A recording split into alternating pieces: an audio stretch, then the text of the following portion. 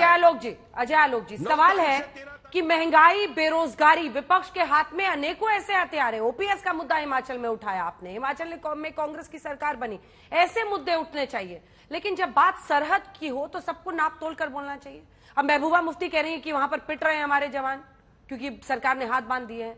यहां पर मतलब सेना के, आप सोचिए जब ये सब सेना वाले सुनते हैं तो उनको कितना गुस्सा आता है, उनके परिवारों को कितना गुस्सा आता होगा कि अरे यार इसको तो रहने दो भाई, इस पे तो चुपचाप रह जाओ। अजय जी देखिए, ये बात जिन्हें समझनी चाहिए वो समझ नहीं रहे हैं, तो हम और आप सर फोड़ के उनको समझा नहीं सकते हैं। सबसे पहली बात, देश पे जब भी कोई आक्रमण होता है तो पूरा देश एक स्वर में बोलता है, एक सुर में बोलता है। आज स्वर और सुर दोनों बदले हुए हैं। ये है मोदी से नफरत की इंतहा। चलिए, ऐसा ही चलेगा, कोई बात नहीं। मैं बस आपके माध्यम से, आप ही के चैनल के माध्यम से आपके दर्शकों को बस ये पूछना चाहूंगा कि नीति और नियत, किसी सरकार में यही चीज देखी जाती है।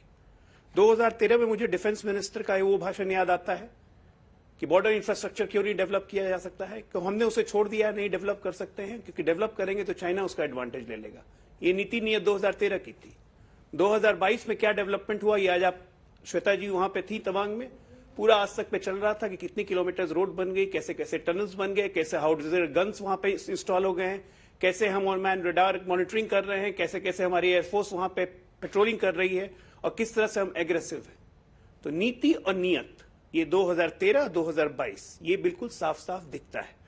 मेरा बस ये मानना है कि जब देश पे चाइना इस तरह से कर रहा है तो किसी भी तरह से, असउद्दीन अवैसी बोले कि हमारे पिट गए, ये महबूबा मुफ्ती बोल रही हैं कि सोल्जर्स को पिट जा रहे हैं। महबूबा मुफ्ती वगैरह की आप बात क्यों करती हैं अंजना जी? कुछ साल पहले याद कीजिए, चाइना हम पे अटैक कहां करता था? 2014 के पहले हम पे तो अटैक होते थे पाकिस्तान के द्वारा।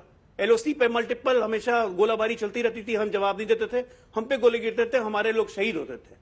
उसके बाद जब नीति और नियत बदली, पाकिस्तान को वापस उसी भाषा में जवाब देने लगे हम लोग, पाकिस्तान शांत हो गया।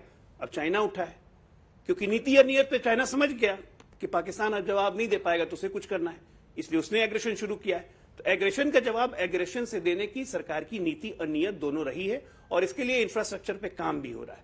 तो मुझे लगता है देश की जनता समझ रही है, और ये लोग जितना इस तरह से बोलेंगे आर्मी के बारे में या इस परिस्थिति में आपस की राजनीति चमकाने की कोशिश करेंगे, उतना फेस लॉस होते रहेगा, इसलिए बोलते रहिए।